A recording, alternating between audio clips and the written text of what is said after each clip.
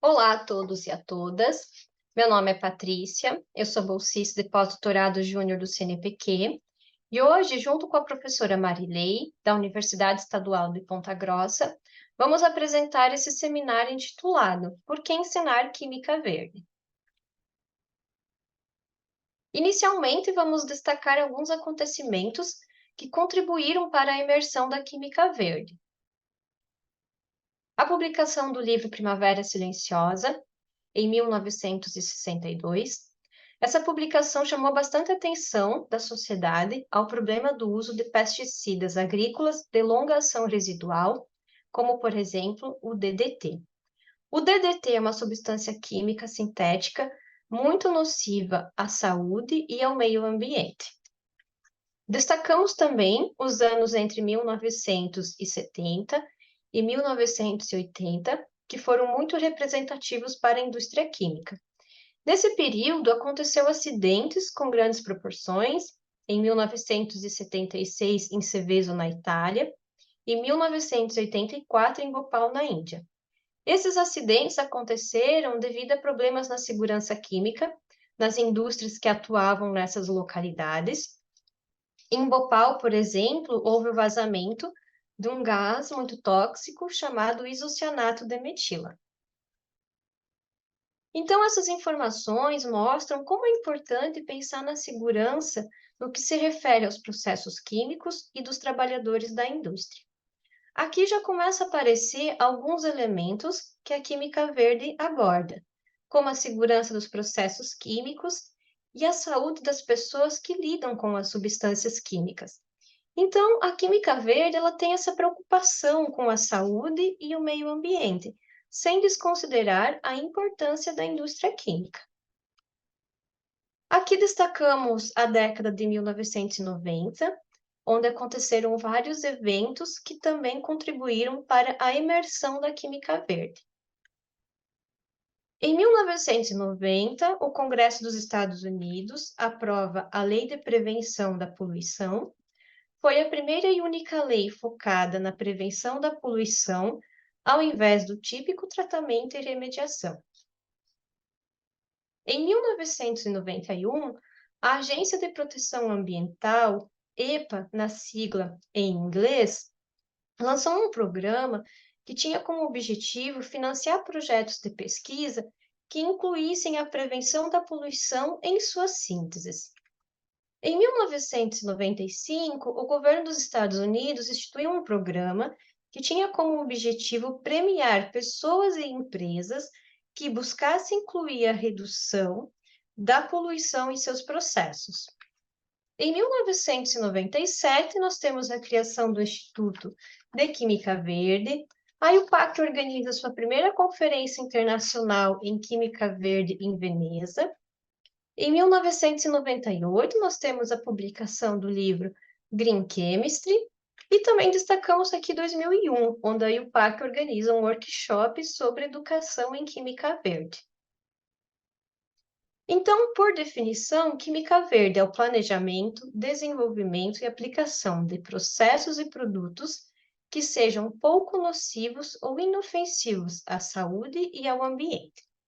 Aqui nós temos um panorama dos 12 princípios da Química Verde. Esses 12 princípios orientam o planejamento, desenvolvimento e aplicação de processos e produtos que sejam menos nocivos ao meio ambiente e à saúde humana. Então, a indústria química ela tem um papel muito importante no desenvolvimento econômico das sociedades, podendo também, de uma certa forma, trazer benefícios e bem-estar humano. Ao mesmo tempo, é inegável que a indústria química também se relaciona com o aprofundamento da degradação ambiental, seja através da geração de resíduos provenientes de processos e sínteses químicas, na emissão de gases poluentes e utilização de recursos naturais. Assim, a indústria química também contribui para a degradação ambiental.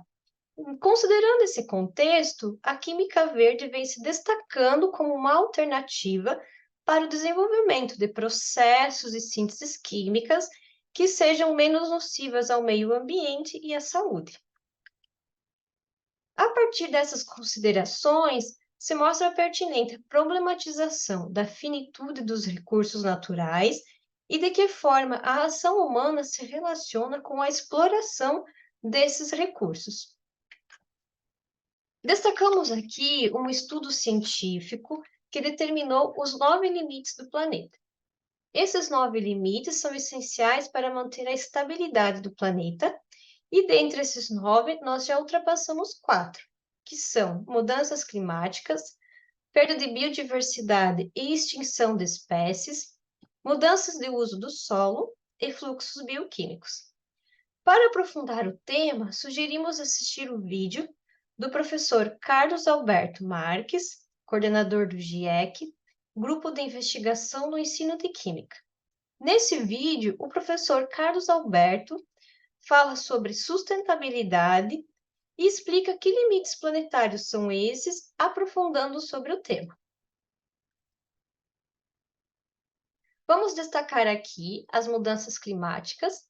De acordo com o INPE, as mudanças climáticas antropogênicas, ou seja, aquelas causadas pelo homem, estão associadas ao aumento da emissão de gases do efeito estufa por queima de combustíveis fósseis, queimadas, desmatamento, por exemplo. Desde o advento da Revolução Industrial, o homem passou a emitir quantidades significativas de gases do efeito estufa, como, por exemplo, o dióxido de carbono. Segundo o painel intergovernamental sobre mudanças climáticas, IPCC, as emissões de gases do efeito estufa precisam diminuir 43% até 2030 para que a temperatura do planeta não ultrapasse 1,5 graus Celsius até o final do século. Destacamos aqui o relatório Síntese sobre Mudança Climática 2023, publicado pelo painel intergovernamental sobre mudanças climáticas. Esse relatório traz diversos alertas sobre os danos que vêm sendo causados pela mudança global do clima. Segundo o IPCC, em 2019, as concentrações atmosféricas de CO2 foram maiores do que em qualquer momento, em pelo menos 2 milhões de anos. Já as concentrações de metano e óxido nitroso foram maiores do que em qualquer momento em pelo menos 800 mil anos. A temperatura média mundial já subiu 1,1 graus Celsius acima dos níveis pré-industriais, uma consequência direta de mais de um século de queima de combustíveis fósseis, bem como do uso desordenado e insustentável de energia e do solo. Aqui apresentamos algumas consequências do aumento da temperatura, intensificação dos fenômenos meteorológicos, elevação do nível do mar, alteração na frequência e intensidade de chuvas, extinção de espécies animais e vegetais. Então, nesse contexto de crise ambiental, a educação química precisa mudar, emergindo dela um novo estilo de pensar e agir dos químicos e dos que se alfabetizam cientificamente com a química. Então, por que ensinar química verde? Considerando o que foi exposto até aqui, por que ensinar química verde? Para introduzir ou ampliar os estudos envolvendo as questões ambientais no âmbito da química, de modo a promover a consciência ambiental dos sujeitos. Por que ensinar química verde? Para aprimorar a formação de profissionais e as atividades químicas para a sustentabilidade. Aqui destacamos algumas competências essenciais da química verde que contribuem para aprimorar essa formação de profissionais e as atividades químicas. Por exemplo, compreender e avaliar os benefícios e impactos adversos de produtos químicos e materiais na sociedade, projetar e selecionar produtos químicos para a função desejada e impacto adverso mínimo, projetar, avaliar e otimizar sínteses químicas para produzir produtos químicos com eficiência a partir de matérias-primas renováveis, reduzindo riscos e desperdícios. Aqui, então, destacamos algumas contribuições do ensino da química verde na formação do químico, como, por exemplo, lidar com a poluição, comunicar com a comunidade sobre suas pesquisas, participar da construção de currículos de ensino de química, apresentar uma nova forma de relacionamento da química com o ambiente, desenvolver uma prática química mais segura para alunos e educadores, enquadrar a inovação e criatividade a partir de valores ambientais, abordar a crise ambiental e promover a sustentabilidade. Então, nós temos ainda outros porquês para serem respondidos no decorrer desse seminário, e agora a professora Marilei vai dar continuidade a esse seminário. Bem, então, seguindo a ideia de por que devemos ensinar a química verde, né, nós trazemos então alguns autores aqui que nos ajudam a pensar sobre o ensino da química verde. E a partir de Jostro e colaboradores, por exemplo, nós podemos entender que a química verde e o seu ensino podem auxiliar na promoção de uma cidadania crítica e de cidadãos de pensamento crítico capazes de lidar com a transformação da sociedade de risco atual em direção à sustentabilidade global. Coadunando com essa ideia, nós temos o grupo de Vasilka e colaboradores que vão nos dizer da importância de formar cidadãos e cuidadores da terra, sendo, portanto, um imperativo na formação de todos os químicos em suas diversas atuações. E ainda Ken nos diz o seguinte, que é preciso promover e melhorar a alfabetização científica em sustentabilidade e desenvolver as habilidades correspondentes entre as gerações presentes e futuras. E a Química Verde tem o papel de contribuir com tudo isso. Disso, destaca-se a necessidade de integrar a Química Verde no currículo, seja da educação básica ou da educação superior. Para quê? Para que possamos preparar os estudantes para um futuro sustentável. E quando nós falamos em sustentabilidade, é conveniente chamar para nossa reflexão os Objetivos de Desenvolvimento Sustentável que foram apregoados em 2015 a partir da Agenda 2030. Então, entre esses objetivos, né, que são 17, nós temos o objetivo 4, que fala de garantir uma educação inclusiva e de qualidade.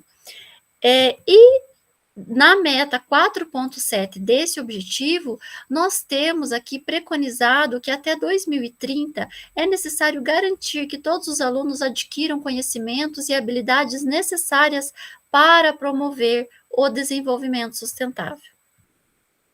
Então, mais uma vez, né, nós podemos repetir a pergunta de por que ensinar a química verde, e nós vamos ter como uma das respostas a ideia de que a química verde pode contribuir para o alcance da ODS 4, em especial a meta 4.7, que vão falar sobre o quê? Sobre a educação para o desenvolvimento sustentável.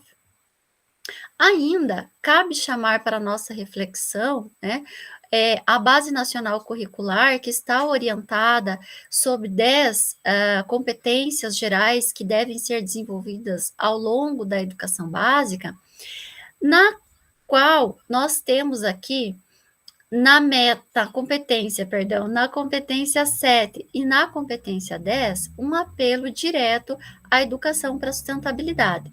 Na competência 7, nós temos aqui a necessidade do sujeito argumentar com base em fatos, dados e informações, né, que sejam confiáveis, a fim de que ele possa tomar decisões que respeitem e promovam os direitos humanos, a consciência socioambiental, o consumo responsável, com posicionamento ético em relação ao cuidado de si mesmo, dos outros e do planeta.